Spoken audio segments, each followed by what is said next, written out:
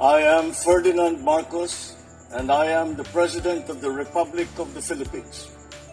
I stand today on behalf of 110 million Filipinos.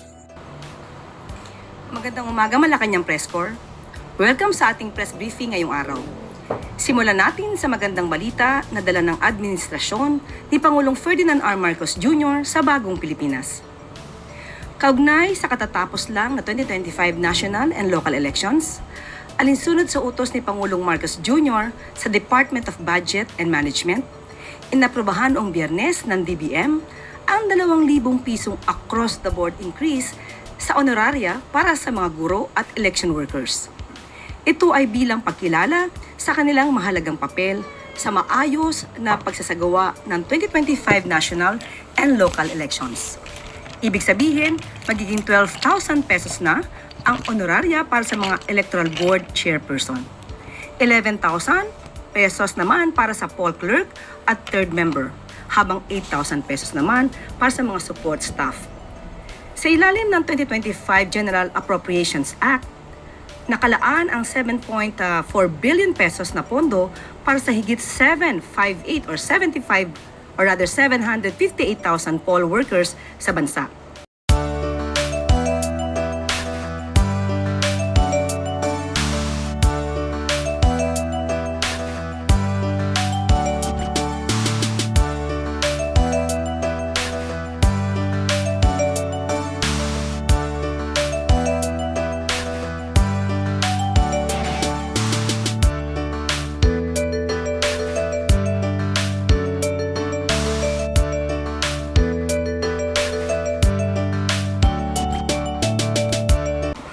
At may good news ang Civil Service Commission para sa mga kabataang Pilipino na nagtapos ng K-12 Basic Education Program.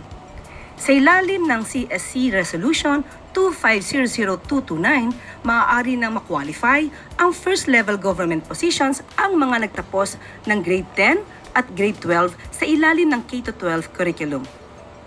In-update ng CSC ang dating requirements para sa mga posisyong clerical, custodial, at iba pang sub-professional roles sa gobyerno. Ngayon, kinikilala na ang mga sumusunod na Grade 10 completers simula 2016, Grade 12 graduates simula 2016, at mga nagtapos ng TechVoc track na may TESDA NC11 or rather NC2 certification. Layunin ng pagbabagong ito na bigyan daan ang mas maraming kabataan na makapasok sa serbisyo publiko bilang tugon sa reforma ng K-12. Paalala ng CSC, bukod sa educational requirement, kailangan pa ring tugunan ng mga aplikante ang iba pang requirements gaya ng mga relevant training, experience, at civil service eligibility. Panoorin po natin ito.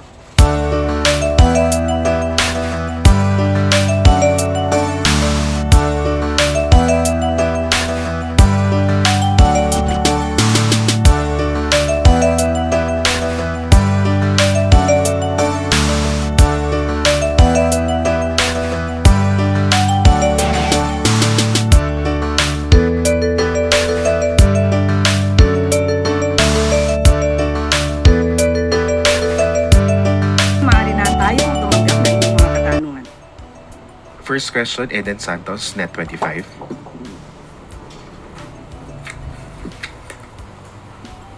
Good morning po, Yusek. Sa bagong composition po ngayon ng Senado after 2025 midterm elections, kumpiyansa pa rin po ba ang Marcos administration na ma-pursue yung impeachment laban po kay Vice President Sara Duterte? Wala pong anumang balita patungkol sa pagpursu ng Pangulo sa impeachment or sa impeachment trial ni VP Sara. So yan po ay ating tinututulan at pinasisinungalingan po. Wala pong sinasabing anumang pagkumpiyansa na para mapatalsik o matanggal sa pwesto ang Vice Presidente. Salamat po. Next question, Kenneth Pasyente, PTV. Hi ma'am, good morning po. Ma'am, with 6 administration-backed candidates in the Magic 12, how do you think this would help advance the President's legislative priorities po? Thank you. Ngayon po, na naboto na po ang mga susunod na mga leaders natin, umaasa ang Pangulo na ang bawat isa, ang lahat sa kanila, na binoto ng sambayanan ay tutugon sa pangangailangan ng taong bayan. Ang trabaho po nila ay para sa bayan, para sa taong bayan, hindi para sa ilang interes. So anumang kulay yan, wini-welcome po talaga ng Pangulo na magkaisa ang bawat leaders natin para tugunan kung ano man ang problema at magbigyang solusyon ang pangangailangan ng mga kababayan natin. At inaasahan din po ng administrasyon ang presensya ng lehitimong oppositionist. Pero lalabanan po ang mga obstructionist na nagtatago sa pangalan ng oppositionist. Mga obstructionist na maaaring pansarili lamang ang kanilang ilalaban. Next question, Chloe Hufana, Business World. Good morning po, Yusek. Does the President already have a decision if he will extend or appoint a new Securities and Exchange Commission chairman as Chairman Emil Aquino's term ends in June 6? As of this moment, we have not received any info about that. We will just give you any update if there is any. Follow-up question po. According to a Philippine Star article, merong 5 names po ang na-float na pwedeng pumalit kay Mr. Aquino. Can you confirm po kung ito yung mga tao? Si GOCC Counsel Solomon Hermosura, SEC Commissioner Rogelio Quevedo, former GOCC Chairman Cesar Villanueva, Romulo Mabanta Counsel Susana Fong, and Philippine Stock Exchange COO Ruel Refran. Sa ngayon po ay wala po tayong hawak na anumang details patungkol po dyan. But kapag ka po ito ay nabigay po sa atin, ipagbibigay alam po namin sa inyo kaagad. Thank you. Last na. Meron po ba tayong timeline for announcing the next SEC Chair? Wala pa po tayong detalye. Thank you po. Salamat po. Next question, Ace Romero, Philippine Star. Yusek, kalahati po so far nung mga nasa Magic 12 sa Senate senatorial polls taga-alyansa. Yung iba po mga kakampi ni Pangulong Duterte, meron din po mga associated sa mga pink. Ano po ang assessment ng Malacanang dito given that the President campaigned dun sa alyansa all the way and ito po yung naging resulta? How would you assess this or how would you describe yung results na emerging ngayon sa senatorial polls? Yan po ang ibinoto ng taong bayan. Gagalangin po natin. At kung ito po'y makakatulong sa administrasyon, uulitin po natin kahit ano pang kulay po niyan. Dapat isipin po ng mga bagong halal na sila po ay magtatrabaho para sa bansa, para sa taong bayan, hindi pang personal na interes o interes ng kanilang mga kaibigan o kanilang mga sinusulong na tao. So ano man po ito, kapag ka po nalaman po nila na ang gagawing proyekto o programa ng Pangulo ay para sa taong bayan, umaasa po tayo na sila po ay makikiisa. Meron din pong mga nag-attribute ng resulta na ito sa nangyayari po kay dating Pangulong Rodrigo Duterte, no? Kagaya po ni Senator De La Rosa, ni dating Chief Legal Counsel Salvador Panelo. Sabi nila ito daw ay nagbabadya o nagre-reflect ng protest vote, at sabi nga po ni dating Secretary Panelo, it's a thunderous repudiation of the Marcos administration and its relentless campaign to quote-unquote persecute the Duterte family. Ano pong masasabi ng Malacanang? Do you share that view po? Yan lang po ang gusto nilang gawing naratibo. Unang-una po, kung may dapat managot, at ito naman po ay naaayon sa batas, dapat po managot. Hindi dapat po natin ikanlong ang sino mang maaaring maakusahan ng paggawa ng mali, maaaring gumawa ng krimen, dahil lang sa sinasabi natin pagboto. Tao po ang siyang humusga, tao po ang siyang bumoto. Igalang po natin ang mga napili ng mga kababayan po natin. Wala po itong refleksyon kung ano man po ang sinasabi patungkol sa mga Duterte. 6 out of 12. Overall po ba, masasabi po bang satisfied ang Pangulo sa naging resulta ng senatorial polls or at least yung emerging na resulta ng senatorial polls? Satisfied po ang Pangulo dahil nalaman po natin na ang iba pang mga naboto ay mayroon sariling dignidad, may sariling paniniwala, at ang karamihan po doon ay para sa bayan at hindi para sa ibang bansa. Salamat po. Follow-up question, Pia Gutierrez. Ay, ma'am. ABS-CBN. Ma'am, yung midterm elections is always considered a referendum of the current administration. Given the results po of the midterm polls, is Malacanang still confident na hawak pa rin ng administrasyon ang suporta ng taong bayan? Naniniwala pa rin po ang Pangulo na malaki pa rin po ang suporta ng taong bayan sa administrasyon sa ngayon. Tandaan po natin ang kahuli-hulihan pong survey ay nagpapakita po ng mataas na trust rating po ng Pangulo. Yung mga naglulutangan po ng mga, like for example, si former Secretary Harry Roque apparently saying na si President Marcos is already considered a lame duck president given the results of the election. Ano pong masasabi niyo dito? Kung lame duck po ang Pangulo at parang baliwala na po ang administrasyon, dapat bumalik po siya kaagad dito. Okay, a follow-up question from Ivan Mayrina, GMA7.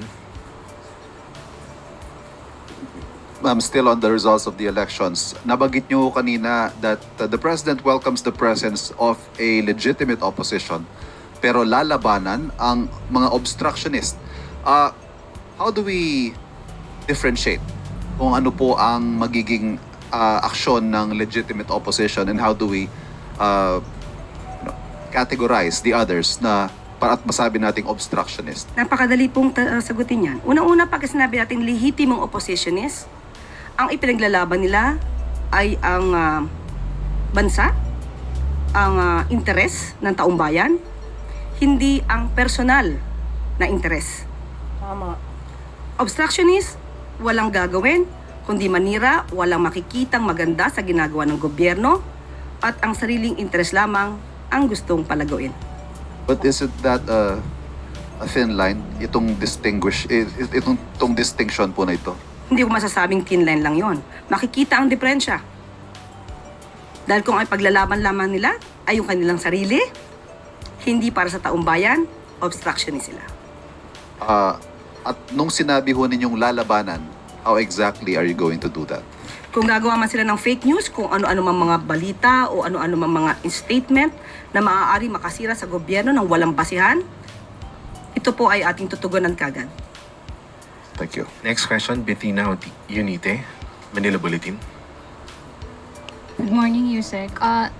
Regarding po naman sa incident, sa sand dumping incident po sa West Philippine Sea, ano po yung mga specific environmental regulations or laws that were potentially violated in the sand dumping incident? And ano-ano po yung mga agencies po na responsible for enforcing these regulations? And also, can the palace provide po yung details on the scope and timeline po of the thorough investigation na pinautos po ni Presidente? Okay, sabi nga po natin, ito po ngayon ay may ongoing investigation. Hindi po natin masasabi ang pinakadetalye nito dahil medyo sensitibo po ang mga issues dito. Pero nakausap po natin ang DENR, pero makikipag-ugnayan pa rin po sila sa NICA at saka sa Philippine Coast Guard. Siguro yun lang po ang aking maibibigay na detalye. Kung sino man po ang lumabag dito, maaari po silang kasuhan ng paglabag sa RA 7942 at RA 120641 or Philippine Maritime Zones Act at ang isa ay Philippine Mining Act. So, for the meantime, hanggang dyan lang po muna ang ating maibibigay na detalye. Thank you, ma'am. On another topic po, hingi lang po kami ng statement from the palace kasi po President Marcos is urged to adopt PUV insurance systems for private cars sa gitna po ng mga sunod-sunod na fatal road incidents. Opo, pinag-utos na po ng Pangulo kay DOTR Secretary Vince Dizon na pag-aralan po mabuti ang proposal tungkol sa higher insurance coverage para po sa PUVs. Ito naman po ay para sa karagdagang proteksyon para sa lahat na maaari mabiktima ng negligence o aksidente sa kalsada. Pero muli, sasabihin po natin pinag-aaralan po itong mabuti kung ito ba'y nararapat at ito po ba ay napapanahon. Next question, Clay Pardilla, PTV4. Good morning po, Yusek. Yusek, how is the re-implementation of Bigas Meron na 2 days after the elections? Meron na rin po palang mga kadiwa kiosk sa palengke na nagbebenta ng bigas. Paano po nito nyo nakikita na makaka-impluwensya sa presyo ng bigas sa market? Thank you. Yes, of course. Makikita natin, no? Ito hindi lamang pang eleksyon katulad ng sinasabi nila. Bukas na po ang ibang mga kadiwa centers natin para po sa 20 pesos na bigas. So, nandito po ang ating statement patungkol dyan. Alinsunod sa direktiba ng Pangulong Marcos Jr. na palawigin pa ang programang 20 pesos or benting bigas, meron na. Kahapon ay nagsimula na magbenta sa ilang Kadiwa Center sa National Capital Region. Available ang 20 pesos na bigas sa mga Kadiwa Center sa DA Central Office, Levittown at sa Barangay San Antonio sa Parañaque. AMVA, MPC Housing sa Valenzuela, Kadiwa Center at Bureau of Plant Industry Gym sa Maynila. Sa Malabon, available na rin po sa Kadiwa Center sa PFCC at PNP SPD sa Taguig. Mayroon din sa Kalentong sa Mandaluyong Public Market sa Pasay City, Agora Market at sa City Hall ng Navotas. Bukas ay magsisimula na rin magkaroon ng benting bigas, 20 pesos na bigas, sa 32 Kadiwa Center sa Bulacan, Cavite, Laguna, Mindoro at Rizal. So, tingin po natin dahil bumababa po at nabibigyan po natin ng pagkakataon ng ating mga kababayan na makabili ng 20 pesos na kada kilo na bigas. Ang market po nito ay maaari ma-impluwensyahan. We hope na kahit sa market po ay maibaba nila ang presyo ng bigas nang hindi naman po din naaapektuhan ng ating mga magsasaka. Yusek, follow-up question from Leth. Yusek, good morning po. Sa Visayas, so particular sa Cebu, hindi po ba tayo nakakakita ng magiging problema dahil binanggit po na ang Cebu ay supportive yung mga LGU dito sa 20 pesos. Pero si Governor Gwen po hindi pinala ditong nakaraan. Hindi po natin nakikita na ito'y makakaapekto dahil tandaan natin ang serbisyo naman po, sino man po ang nakaluklok dyan ay para sa taong bayan. So hindi po dapat gamitin kung nanalo o natalo ang mga kandidato. Ito po ay para sa taong bayan. So dapat po sana ang lahat na maaaring makatulong sa kanilang mga constituents ay maging bukas ang kanilang isip at bukas ang kanilang puso sa pagtaguyod ng programang ito.